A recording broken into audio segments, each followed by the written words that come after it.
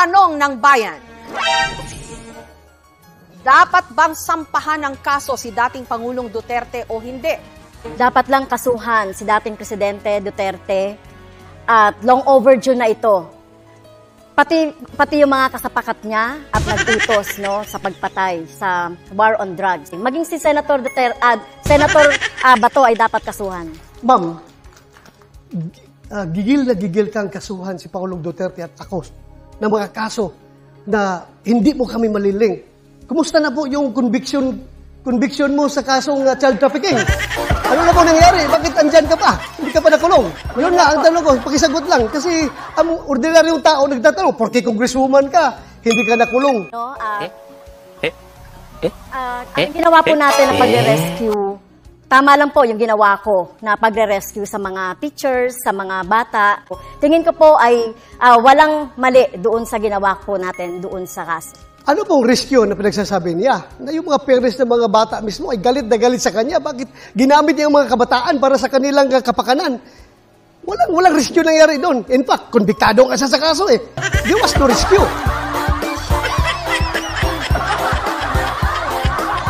Ay, nako, Castro!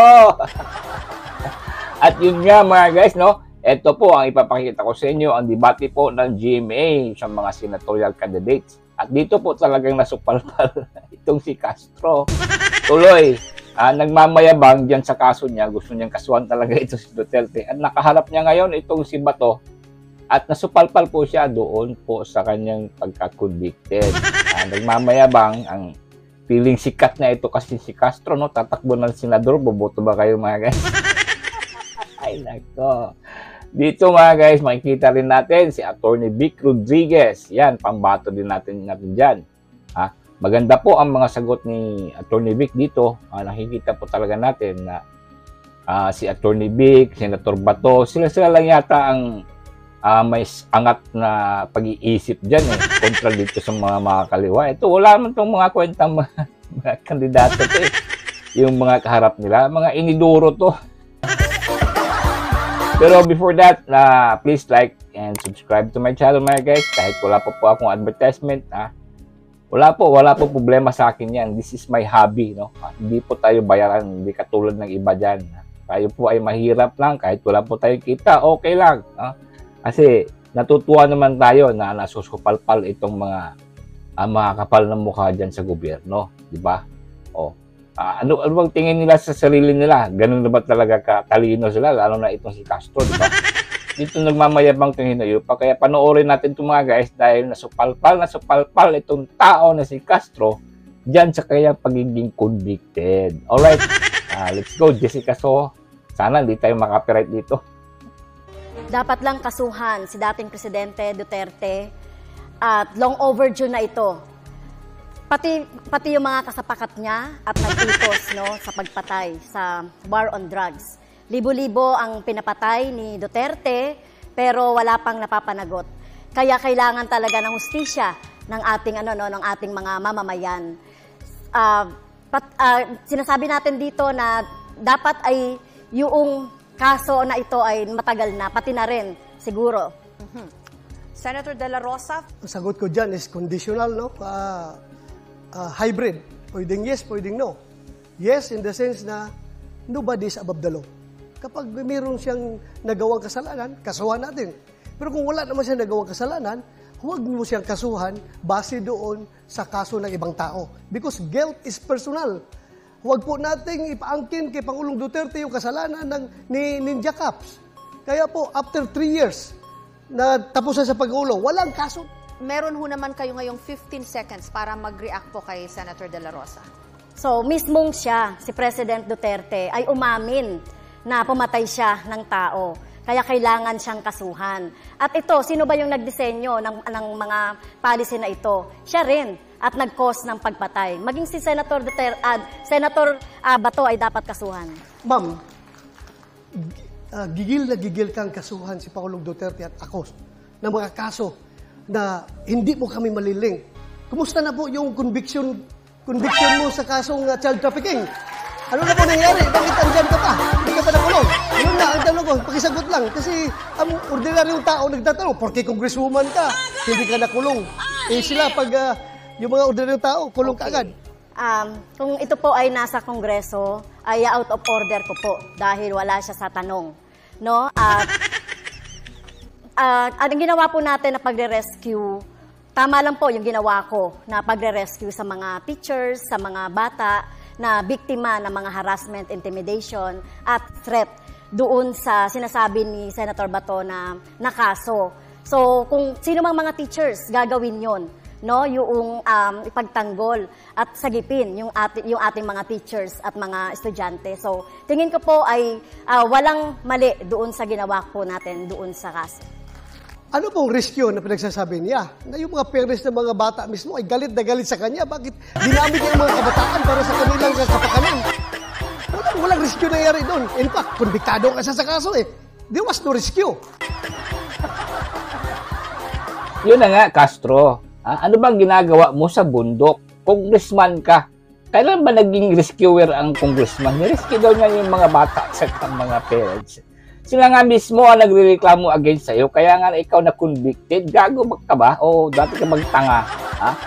Ang ginagago mo lang sa mga excuses mo dyan eh. Paano ka naging rescuer, congressman? Anong ginagawa mo sa bundok? Gusto mo i-remind mo namin sa inyo yung ginawa mo talaga doon? Hinakot mo yung mga bata without parents' consent, dinala mo sa bundok. Anong ginawa niyo doon? Tapos ang dilim-dilim pa doon. Congressman ka. Kailan ba naging trabaho ng congressman yan, di ba? Huwag mo kami pinagluloko, Castro. Guilty po ito siya, mga kababayan, dito po sa pangingidnap, dyan sa mga bata. Kasi, allegedly, gagawin daw nilang NPA. Yan. Ito ang pinakasalot dyan. Buti rin na tumakbo ka para makita natin kung gaano ka kainiduro. Ang yabang mo. Ito po sila mga guys na nag-rally kahapon na pinakawalang kwentang rally sa buong mundo. Kawawa lang po ang mga senior citizen ng rally ninyo. Pinangakuan ninyo ng 1,000. Oy, Trillanes, nasaan ka na ba?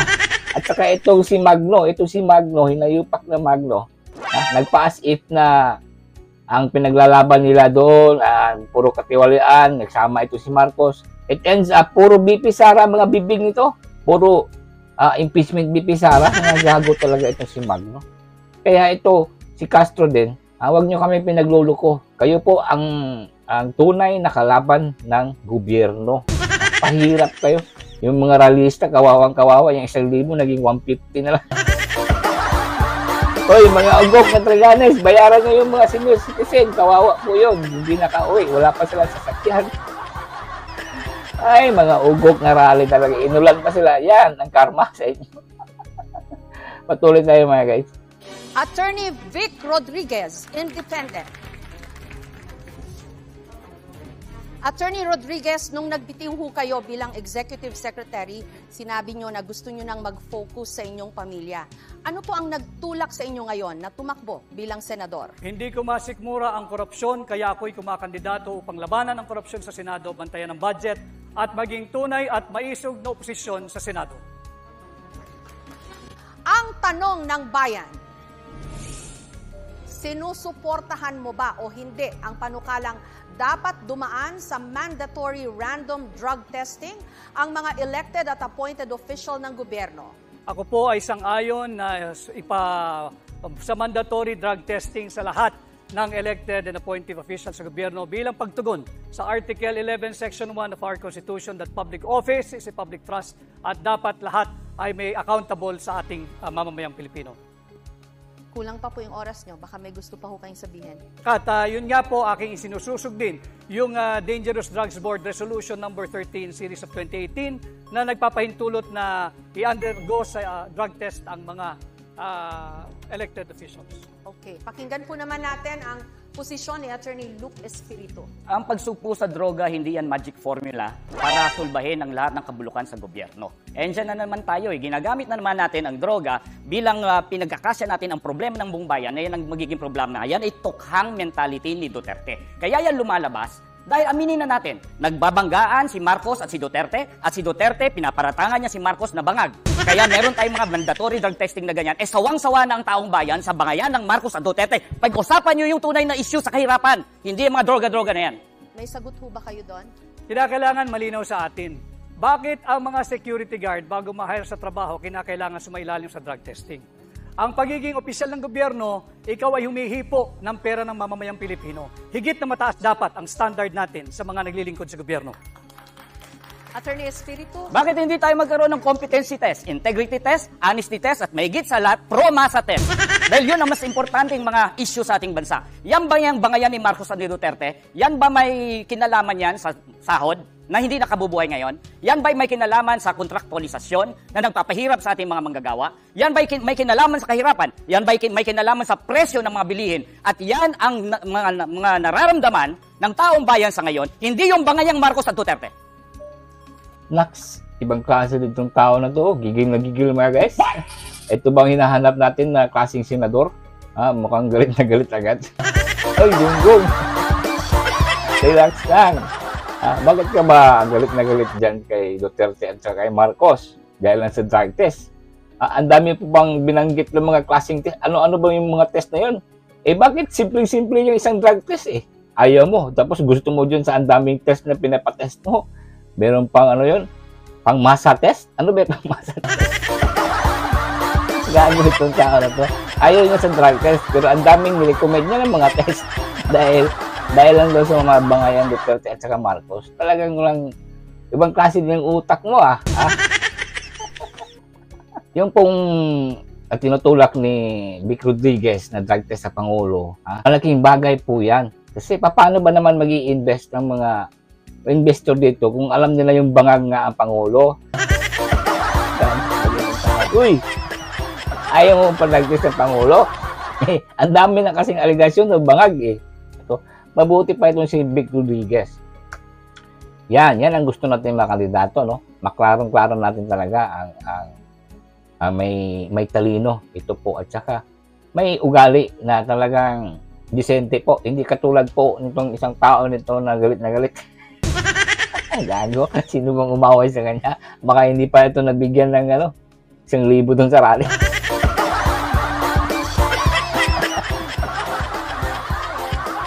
Ang usaping droga ay hindi bangayan ng dalawang nagbabangga ang pamilya sa politika. Ito ay tunay na nangyayari at nagaganap sa ating bansa. Kaya ako ay naninindigan na dapat sumailalim ang lahat ng opisyal ng pamahalaan at simulan natin sa tanggapan ng Pangulo. Nung kayo po ay nasa Malacanang, Attorney Rodriguez, mawalang galang na po. Nagpa-drug test po si President BBM nung siya po ay na-put under question dito ho sa isyung ito. And there were people questioning the veracity nung kanyang drug test results. I agree, Ma'am Jessica, no? Subalit, kaunting pagtatama lamang. Yung drug test na ipinakita, that was during the campaign period, sometime November of 2021. Noon namin ipinakita yung negative drug test. Subalit nagpapatuloy yung issue ng paggamit ng droga ng mga matataas na opisyal ng ating pamahalaan. Para matapos na ang istoryang ito sapagkat ito'y interes ng lahat ng Pilipino. Sumailalim na sa isang open, fair, transparent, and credible hair follicle drug test ang lahat. Yung bang drug test po ni President BBM, hindi po hair follicle test yon? Hindi ito hair follicle test. Okay, now you want him to undergo that test. Para matapos na yung usapin kung sino ba talaga ang gumagamit ng droga. Kinakailangan pagbigyan natin, again, ulitin ko, public office is a public trust. Malinaw yan sa ating saligang batas, Article 11, Section 1. At karapatan ng bawat Pilipino, lalo na ng mga kabataan, malaman kung tayo ba'y pinamumunuan ng isang taong may tamang pag-iisip. Ayun, tumpak. Attorney Vic, panalo kayo dyan. Oy, Presidente Bangag, makinig ka. Diba? Bakit nung kay Duterte, bigla-biglang, he's lying. Pero pagdating niya sa drug test, tawa-tawa lang inayupak, matipid yung sagot. Ipaglaban mo ngayon yan, yung mga bangag na vlogger. Ipaglaban nyo yung Pangulo ninyo na hinahamon ang tagal na mag-hair follicle test. Oo. Kasi tama yun kay Vic Rodriguez, no? Public office is a public trust. Paano kami maniniwala sa iyo na matino talaga ang utak mo. Kaya ang dami na po kayong palpak, Mr. President. Ha? Ang dami pong palpak. Kaya budol na budol po kami sa inyo talaga. Nakita niyo yung kay Vic Rodriguez at saka kay Senator Bato. Sana po suportaan natin sila. Lalo na po si Marcoleta. Yan, yung mga inendorso po ni Tatay Digong. At saka si Bundok din. Magaling din yan si Bundok kasi abogado na yung tao na yan. Abogado po yan. Hindi katulad dyan sa mga ibang kandidato dyan na nagmamagaling lang yan. Lalo na yan si Castro. Alright, thank you for watching mga guys. And again, God bless you all.